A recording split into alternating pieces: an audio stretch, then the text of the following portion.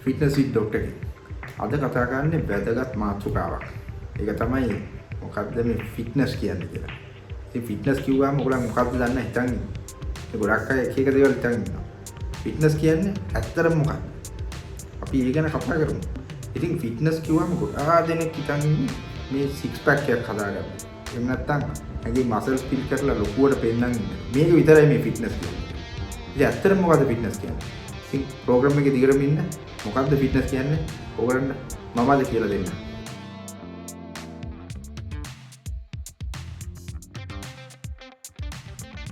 අපි බලමු දැන් මොනවාද මේ ෆිට්නස් කියන්නේ කියලා. එතකොට මේ ෆිට්නස් වල ඇත්තටම ගත්තොත් කොටස් ගණනාවක් තියෙනවා. ඉතින් මේ කොටස් ගණනාවෙන් දැන් ප්‍රධාන වශයෙන් අපි බෙදන මේක වර්ග දෙකකට. එකක් තමයි ඔයාගේ නිරෝගීකම කොච්චරද කියන. එහෙම නැත්නම් ඔයාගේ සෞඛ්‍යමය ෆිට්නස් එක කොච්චරද. අපි ඒකට කියනවා health related fitness කියලා. තව එකක් තියෙනවා ඔයාගේ දක්ෂතාවය නැත්නම් හැකියාව. මේක මනින ෆිට්නස් කම්පෝනන්ට් එකක් තියෙනවා. ඒකට කියනවා අපි skill related fitness components කියලා. එතකොට අපි මේ කිනක කතා කරලා බලමු එක එකක් අරගෙන මොකද්ද මේ ෆිට්නස් කම්පෝනන්ට්ස් කියන්නේ කියලා. එතකොට ඔයාට ගන්න පුළුවන් අදහසක් ඇත්තටම මට ෆිට්නස් තියනවාද කියලා. health related fitness component number 1 මොකද්ද? cardio respiratory endurance.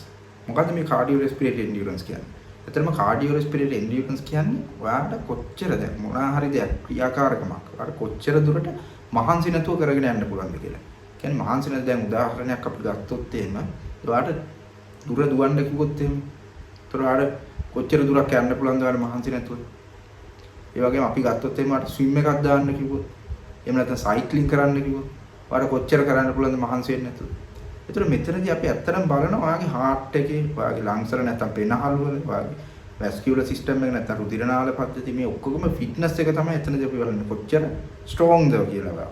ඒතර මේ ටික හොඳට කරගෙන යන්න පුළුවන් නම් ගොඩක් වෙලා කරගෙන යන්න පුළුවන් නම් ඇත්තටම ඔයත් හොඳ fit එක කෙනෙක් තමයි. health related fitness component වල දෙවෙනි එක මොකද්ද? muscular strength එක. මොකද්ද muscular strength එක කියන්නේ? කියන්නේ ඔයාගේ මාංශ පේශි වල ශක්තිමත් භාවය.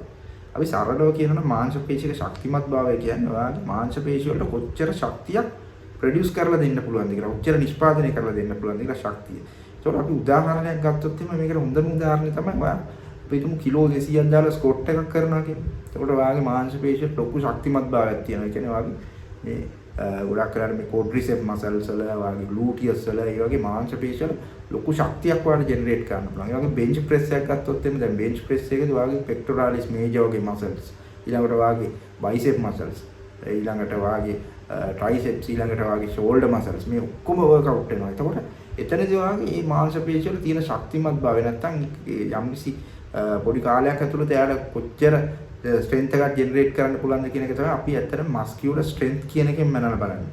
ඉතින් ඒකත් හරිම වැදගත් ඔයාට ෆිට් කෙනෙක් වෙන්න. නම්බර් 3 මස්කියුලර් එන්ඩියුරන්ස් කියන එක. මොකද මේ මස්කියුලර් එන්ඩියුරන්ස් කියලා කියන්නේ? ඒ කියන්නේ සාමාන්‍ය සරල අර්ථය තමයි මස්කියුලර් එන්ඩියුරන්ස් කිව්වම ඔයාගේ මාංශ පේශියකට විඩාවටපත් වෙන්නේ නැතුව මාංශ පේශිවල කොච්චර දුරට දෙයක් කරගෙන යන්න පුළුවන්ද කියලා. යම්කිසි ක්‍රියාකාරකමක් කරගෙන යන්න පුළුවන්ද කියලා. දැන් උදාහරණයක් විදිහට මේක හොඳම උදාහරණය තමයි අපි හිතමු push ups. push ups මගේ push ups වීඩියෝ එකක් තිබ්බා ඒක බලන්න. ගිහිල්ලා මම ඊයසරේ දාපු වීඩියෝ එක. ඉතින් අන්න ඒ වගේ push ups ඔයාලට කොච්චර කරන්න පුළුවන්ද ඔයාලට මහන්සියක් වෙන්නේ නැතුව. ඒ කියන්නේ ඔයාගේ මාංශ පේශි විඩාවටපත් වෙන්නේ නැතුව. ඊළඟට අපි ගත්තොත් එහෙම sit ups කරනවා කියලා කෙනෙක්. sit ups ගන්නවා. ඒකට sit ups කරනකොට ඔයාලට කී පාරක් කරන්න පුළුවන්ද? අන්න ඒ වගේ. දැන් ඊළඟට ඔයාලට plank එකක් අපි ගමු. plank එකක් කොච්චර දිගට ඔයාලට කොච්චර වෙලාවක් කරගෙන ඉන්න පුළුවන්ද plank එක? මෙතනදී ඔයාගේ මාංශ පේශි එක දිගට workout වෙනවා. එතකොට ඔයාලට කොච්චර වෙලාවක් මේක කරගෙන යන්න පුළුවන්ද කියන එක තමයි ඇත්තටම muscular endurance කියන එකෙන් අපි මනින්නේ. fitness component number 4 flexibility. එහෙම නැත්නම් ඔයාගේ ශරීරයේ නම්‍යශීලී ගතිය කොච්චර නම්‍යශීලී. එහෙම නැත්නම් ඔයා කොච්චර ඔයාගේ ශරීරය නමන්න පුළුවන්ද කියලා. ඉතින් මෙතනදී දැන් හොඳම උදාහරණයක් තමයි අපි ගත්තොත් එහෙම ඔයාගේ ධනිස් දෙක නමන්න නැතුව ඔයාට ගිහිල්ලා කොච්චර පොළව ටච් කරන්න පුළුවන්ද. ඉතින් try කරලා බලන්න. ඉතින් මේ වගේ ගොඩක් අයට අපි දන්නවා නම්‍යශීලී ගතිය ඇඟේ අඩුයි. දැන් ඔයාලට කොච්චර මසල්ස් තිබ්බත් ඔයාට ඇඟ නමා ගන්න කරන්න බැරි නම් එහෙම ඉතින් වැඩක් නැහැ නේ එන්නොත් එහෙම. ඒකින්ද නම්‍යශීලී ගතිය හරි වැදගත්. right. ඊළඟ ෆිට්නස් කම්පෝනන්ට් එක. ඒ තමයි body composition කියන්නේ. මොකද්ද body composition කියන්නේ? ඒ body composition කිව්වම එතනදී අපි බලන්නේ ඇත්තටම ඔයාගේ ශරීරයේ තියෙන මේද තට්ටුවට නැත්නම් මේද ස්තරයට ඔයාගේ මාංශ පේශි විශේෂයෙන්ම ප්‍රධාන වශයෙන් මාංශ පේශි අස්ථි ඊළඟට අභ්‍යන්තර අවයව වගේ දේවල් ඒවා දක්වන අනුපාතය. ඇත්තට මෙතනදී අපි muscle to fat ratio එක ගොඩාක් වැදගත් වෙනවා. දැන් උදාහරණයක් විදිහට දැන් අපි දෙන්නෙක් ගත්තොත් එහෙම උදාහරණයක් කෙනෙක් ගන්නවා බොඩි බිල්ඩර් කෙනෙක්. තව ගන්නවා සාමාන්‍ය මිනිස්සු. දෙන්නම කිලෝ 65ක් බර. දෙන්නගේම උස අපි හිතමු සාමාන්‍යයෙන් අඩි 5යි අඟල් 10ක් කියලා. එතකොට මේ දෙන්නගේම BMI එක බැලුවොත් එහෙනම් මොකද? දෙන්නගම එකයි. ඒ වුණාට වැඩිපුර මසල්ස් තියෙන කාගේද? බොඩි බිල්ඩින් කරන එහෙම නැත්නම් ජිම් එකට ගිහිල්ලා වාගේ මසල් ස්ට්‍රෙන්තනින් මේ පාර්ට් එක කරන කෙනාගේ. එතකොට වඩා නිරෝගී කෙනා කවුද? BMI එක තිබ්බ පළියට හැමෝම නිරෝගී වෙන්නේ නැහැ. හරිද? ඒකින්ද අපි මෙතනදී කරගන්නේ එකම BMI එක තිබ්බත් අර බොඩි බිල්ඩින් කරන කෙනා වඩා නිරෝගී. මොකද එයාගේ muscle to fat ratio එක සාමාන්‍යයෙන් fat වලට වඩා muscles ගොඩක් තියෙනවා. ඒකින්ද එයා තමයි වැඩිපුර නිරෝගී කෙනා. right. ඊළඟට අපි කතා කරනවා skill related. එහෙම නැත්නම් ඔයාගේ දක්ෂතාවයන්, හැකියාවන් මත පදනම් වෙච්ච fitness components ගැන. ඉතින් ඒකේ පළවෙනි එක තමයි agility. agility කියන්නේ මොකක්ද? agility කියන්නේ ඔයාලට ගොඩක් වෙලාවට කොච්චර ඉක්මනින් ඔයාලට direction change කරන්න පුළුවන්ද? නැත්නම් දිශාව වෙනස් කරන්න පුළුවන්ද කියලා. දැන් උදාහරණයක් විදිහට මම ගත්තොත් එහෙම දැන් ෆුට්බෝල් ප්ලේයර් කෙනෙක් බලන්නකො. ෆුට්බෝල් ප්ලේයර් කෙනෙක්ගේ එයාට ඉක්මනට ඒ බෝල් එක change කරන්න, direction change කරන්න. change කරේ නැත්නම් මොකද වෙන්නේ යාට? ප්ලේ කරගන්න බෑනේ. ඉතින් ඒ වගේ ඩිරෙක්ෂන් චේන්ජ් කරන්න ඕනේ. දැන් බැඩ්මින්ටන් ප්ලේ කෙනෙක් ගත්තොත් එයාට ෂටල් එක යන තැනට ටක් ගාලා එයා මූව් වෙන්න ඕනේ. ඒතකොට මේ වගේ ඩිරෙක්ෂන්ස් නැත්නම් දිශාව ඉක්මනට මාරු කර ගන්න පුළුවන් හැකියාව තමයි අපි ඇජිලිටි එකක් කියන්නේ. ඉතින් මේ වගේ දේවල් හරි වැදගත් වෙන්නේ මේ ඇත්ලීට්ස්ලාට එහෙම නැත්නම් ස්පෝර්ට්ස් කරන කට්ටියට. ඊළඟ කොටස තමයි බැලන්ස්. බැලන්ස් එක කියන්නේ අපි කවුරුත් ගන්නවා සමබරතාවය. ඒතකොට මේ සමබරතාවය කියන එක හරි වැදගත්. ක්‍රීඩාවකදී ව්‍යායාමයක් කරද්දී මේක හරිම වැදගත්. ඉතින් අපි ගත්තොත් එම බැලන්ස් කියලා දැන් උදාහරණයක් විදිහට දැන් ක්‍රීඩා වල දැකලා තියෙනවා ජිම්නාස්ටික් වගේ ක්‍රීඩාවක් අනිවාර්යෙන් බැලන්ස් එක තියෙන්න ඕනේ. නැත්නම් වන්න සර්ෆින්ග්ස් වගේ දේ සර්ෆින් වගේ එකක් කරනකොට බෝඩ් එක උඩ ඔයා හරියට බැලන්ස් කරේ නැත්නම් ඔයා කෙලින්ම කොහෙද මුදට වැටෙනවා.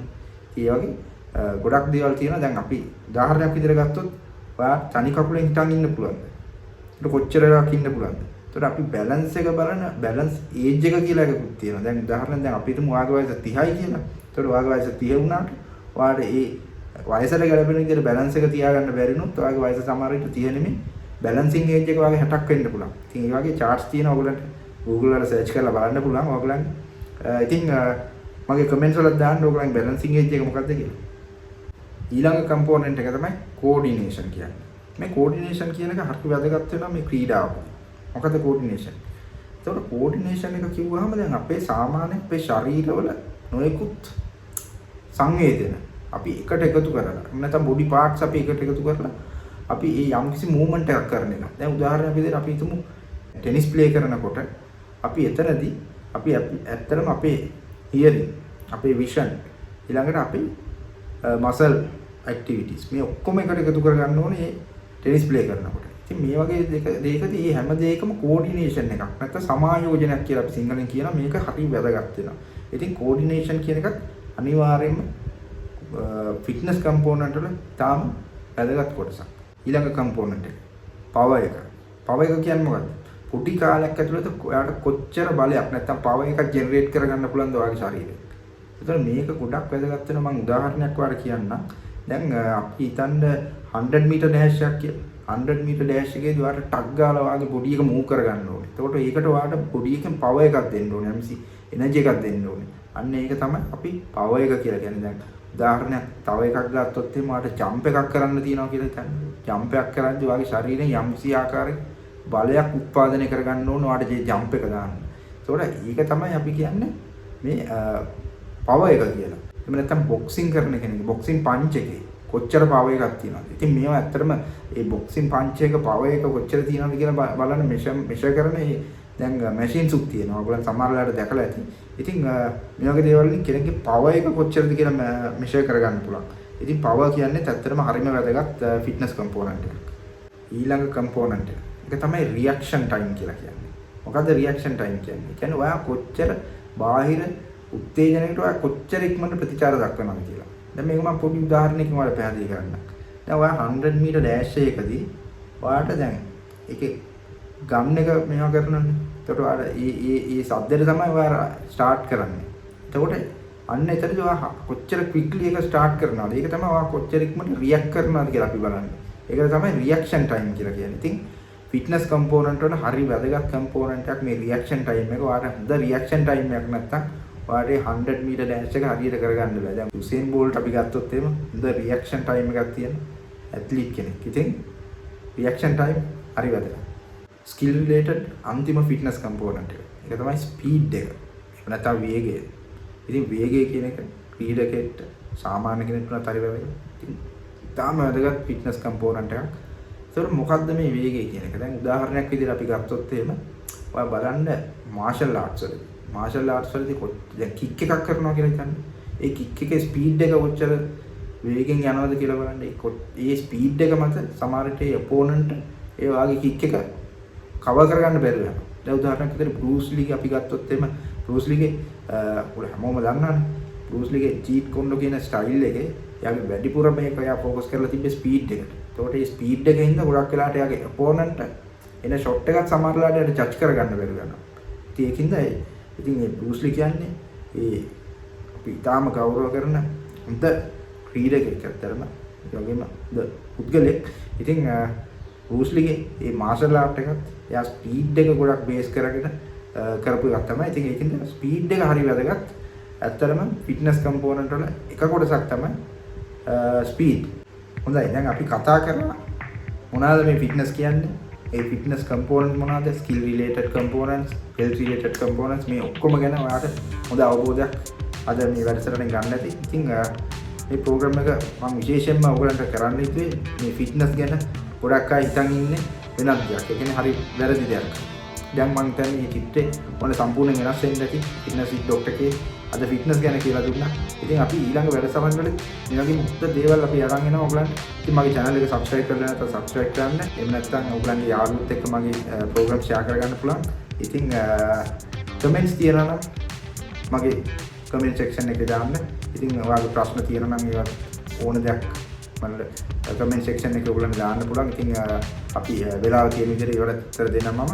ආයෙත් මේ වගේම වැඩසටහනකින් හම්බ වෙමු.